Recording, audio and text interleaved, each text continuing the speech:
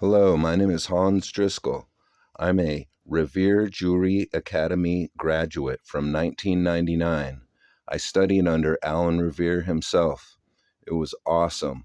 It was in the Phalon building in San Francisco, and here's one of his rings dedicated to Peru. Rhonda Coriel was one of the instructors. There's some of her award-winning jewelry. Her jewelry is timeless from a different dimension. I'm also a JA certified professional, bench technician. Hello, welcome back. Thank you for being here. Today, we're going to fire up the torch and we're going to make a ring. But first, I need to finish making some tools for the bench. We didn't finish. We need to have a hammer and we need our emery sticks. So, I made these. These would be your paint stir sticks that you can get from a hardware store. And I'm stuck up here. There's a big snowstorm, so I can't get to town. So I just cut these out of the scrap wood from the top. So those will do. So we need our paint stir sticks. Need your sandpaper, 400, 600, 800. For today, we're just going to do the 4 and the 6. You need your bench knife and some duct tape. All right, so super basic, lay it out.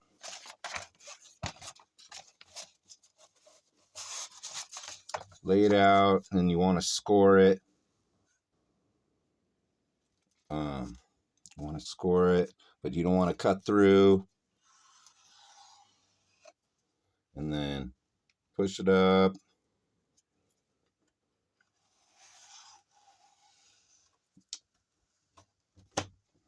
So now you got your perfect hard angle.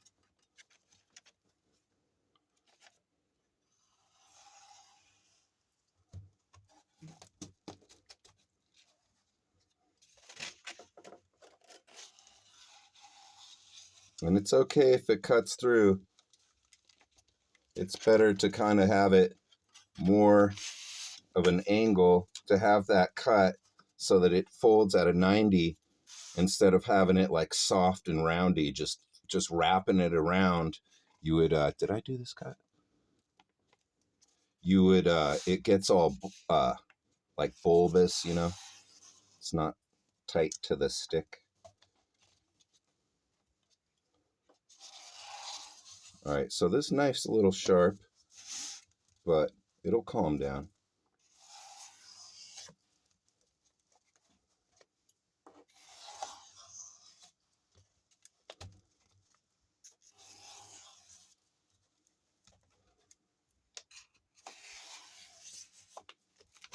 All right, there you go.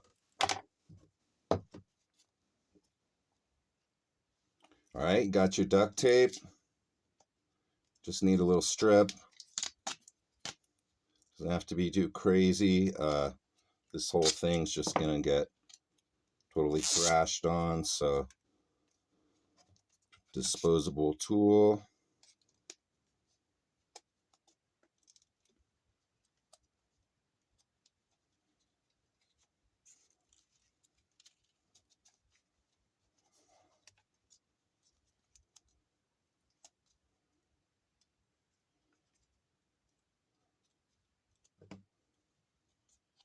All right, we got our emery stick. That's the 600. Used it a little before. Now we can get down to action with that. I'll spare the time. We'll do this later. Okay, so got our emery stick. Now what we're gonna do is we're gonna make this ring, but we need a hammer. You need bench hammers. I didn't cover that before, number 3. Okay, so hammers. You need 3 different hammers. You need a rivet hammer, you need a chasing hammer or a chaser hammer, and you need either a nylon tipped dead blow hammer with steel shot inside if you got the money. And if you don't got the money, or just, just want to wing it, those rawhide mallets are cool. And but check this out. I got this old chair here, and all I need is, what you need for your hammer is, you need the surface to be softer than the silver, and that's soft. So what you need is, you need like a wooden mallet, rawhide mallet, or the nylon tipped dead blow.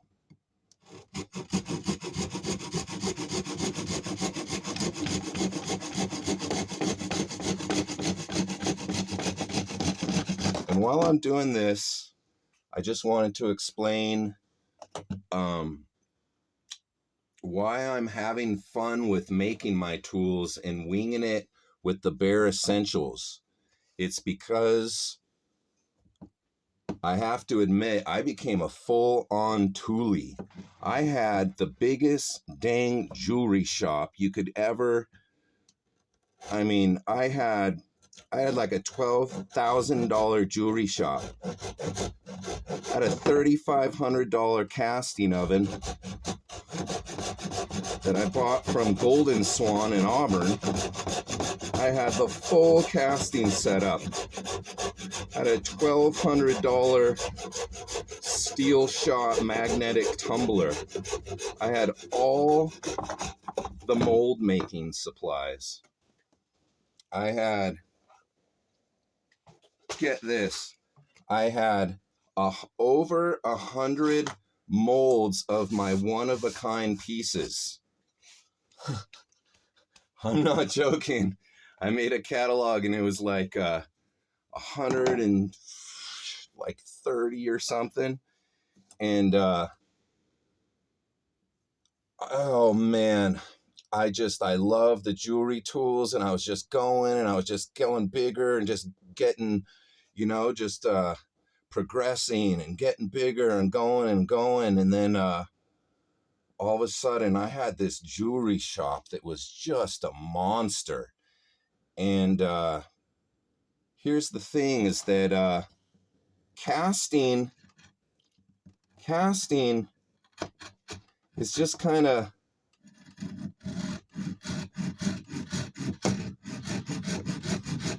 casting, it's mechanical is what I wanted to say. Casting just mechanical. You don't need to cast. Send your stuff out to cast. We'll carve some wax and I'll send it to my friend and get it back. I'll show you what happens when it shrinks a little and the what you have to look out for. Check out this hammer I just made out of that old chair. Pretty cool. And so and then all my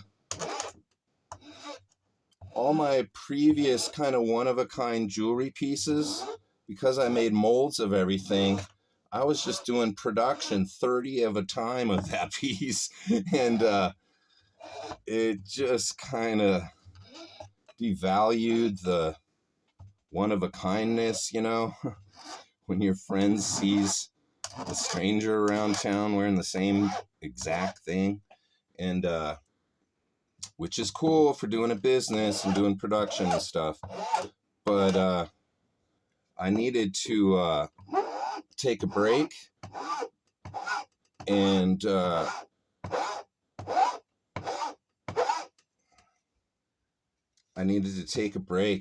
and fall back in love with my passion and do this, make hammers out of old chairs and jeweler's benches out of old fences, because I want to have fun again. I love making jewelry. And I am having fun again. All right, check that baby out. So we got our mallet. Hopefully it doesn't snap in half the first time we hit the silver. Let's check. All right, so we got our stock here. Silver stock.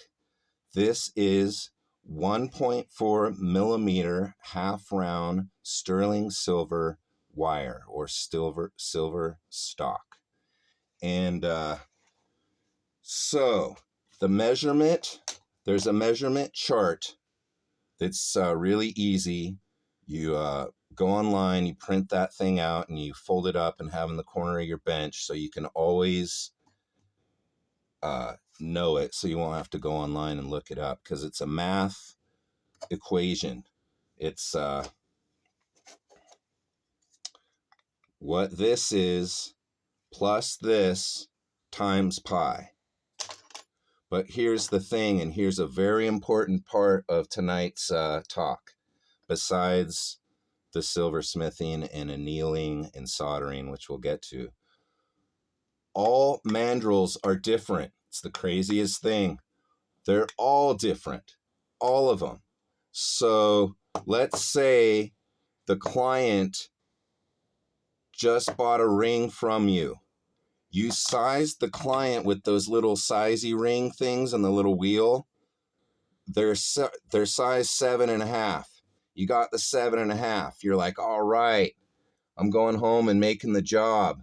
You go home, you do the job to size 7.5. You think everything is good because you didn't slide on the 7.5 onto your mandrel and see actually what the 7.5 here says on your mandrel, because it's going to be different. You have to go with what the client's size of the actual ring is, not what your mandrel says. So that part gets a little complicated. All right, so we got this from the previous work I did. If you just hammered that onto something hard metal, it would dent this. So you want to go on something soft. Got our mallet. We're going to see if it works. And go like that. Heck yeah, we're in the house. All right, so that looks pretty good. Got that little angle. We just needed it straightish so that we can get the measurement right, because with having that little bit of bend, you will the measurement won't be right. So let's just hammer this whole thing out. And you can obviously just go like this too. But on that part, you can't, because it's already bent once. And once it's bent, it hardens. That's how you harden metal, is by bending it. When you buy it, it's dead soft, which means this piece of metal right here has been heat softened. It's been annealed is the word. So this has been annealed. It's metallurgy. So we're going to do that right now. So size set, we're going to make so the client, let's just make it up. The client wants a ring that's 7.5. And we got this 1.4 millimeter stock. That means we need to measure out the stock to be 59 millimeters, 0.7. So you go over here, and this is too loose to hold it at the right measurement. You'll just miss that 10th. So you need your dividers. So you go over here, and what was it? 59.7. So you go to 59, and then the tenths are on the bottom here. So you go to 59, and then you go 0.7, and you make it line up, and there it is. There, and see how it slides around, so you wouldn't be able to actually use that to measure that, because it will just be a little off. So you need your dividers.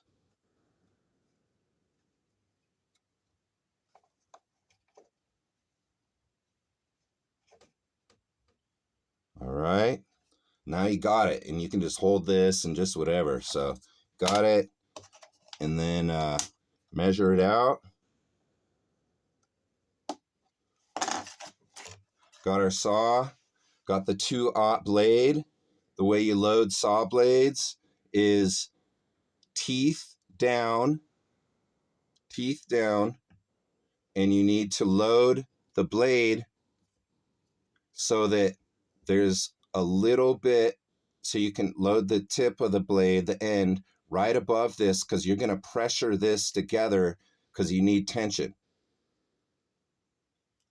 So you put it in the slot, you lean in on your chest, or that probably wasn't enough to bite. So let's say half, because you don't want it all the way down because it'll hit that and stop. So right there should work. All right, you load it up. You don't want it too tight. You don't want it too loose. After you work with it for a while, you figure out what's the right tension. All right, we got our wax, piece of candle. We got our marked stock right there.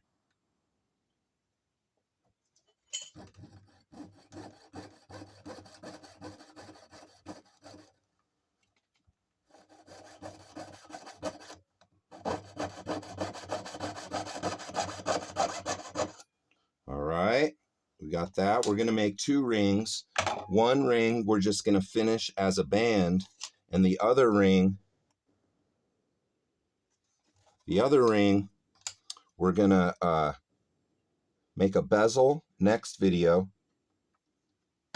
solder the bezel onto this band, and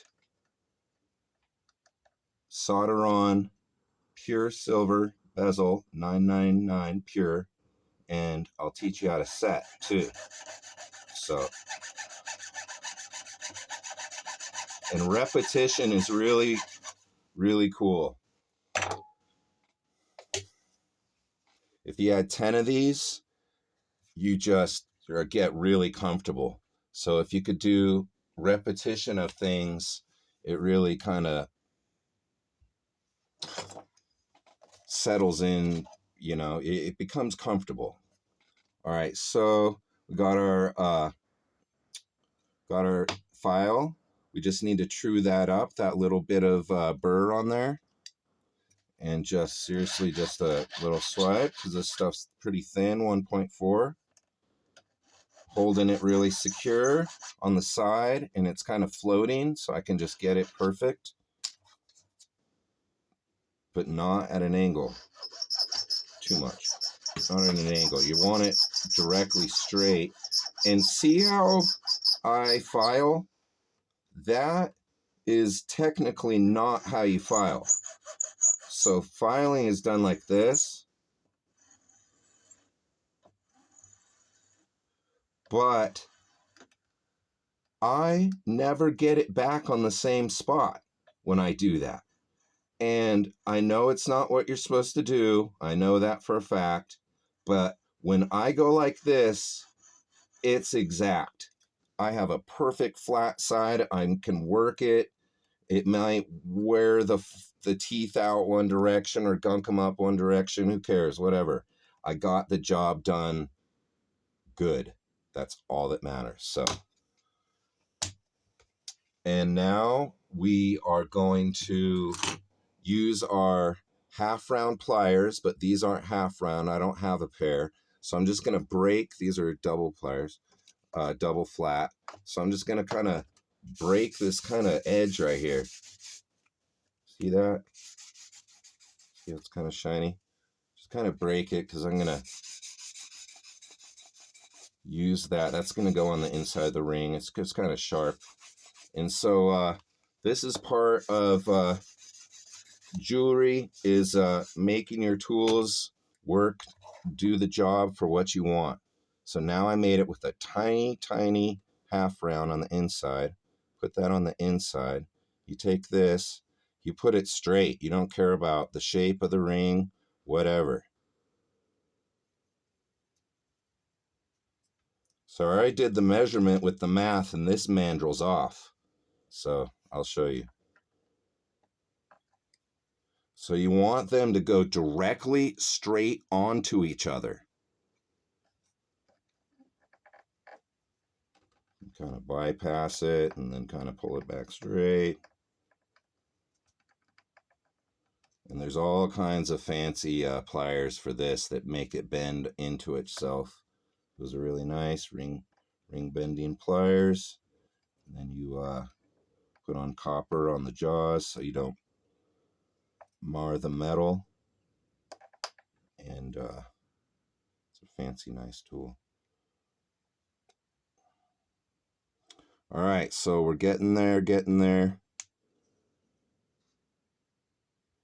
So you don't want any gap in between. You want it to be perfectly, see that gap on the top, that tiny gap? I'm going to pull that apart and figure out why there's a gap. And I'm going to get in there with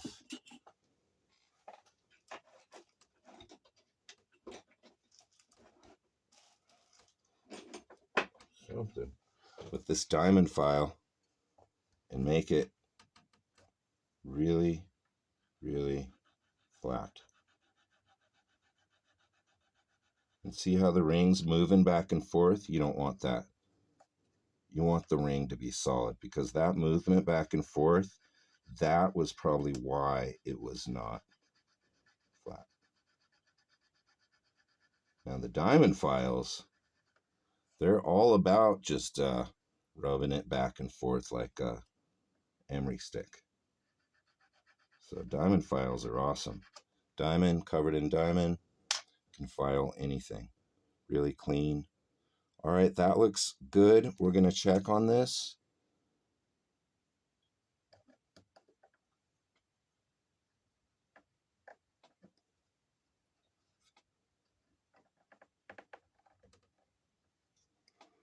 Okay. Bypass it a little, just get some spring, and then bring it back. So solder doesn't fill gaps. Solder, the way solder flows is you have to have the metal connecting to the metal, touching. Now that, see that? Right on top, look it down that. That's how you want it. Okay, good to go. We got our solder block. We got our solder. So I'll show you how you cut solder. You get your shears. You cut 1 millimeter to 1.5 millimeter strips.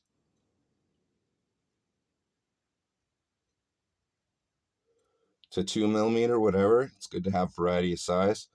And then you clip them off at little cube shapes. And there we go. There's your solder. That's plenty. So, next step. Okay, next step, chemicals. Chemicals. Okay, so next step, got our boric acid. We're going to mix it up real quick. And going to mix some of this in there. Where'd that go? Let's use this. Okay. You got your boric acid powder. And so this is just it's a slurry, not a paste. So, I'll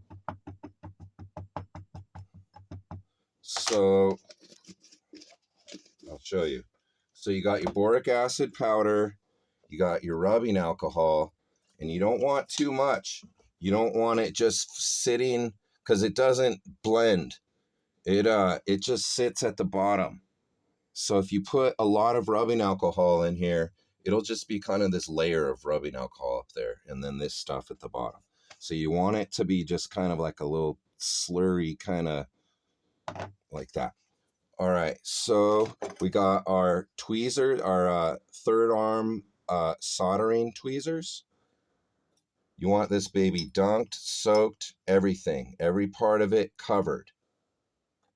We're going to heat it up and see if there's any parts that aren't covered.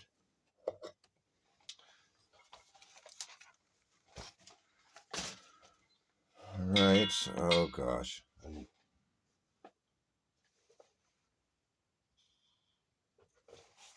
All right, hold on 1 second here. I didn't plug in the torch. All right, so the torch. Here, let me just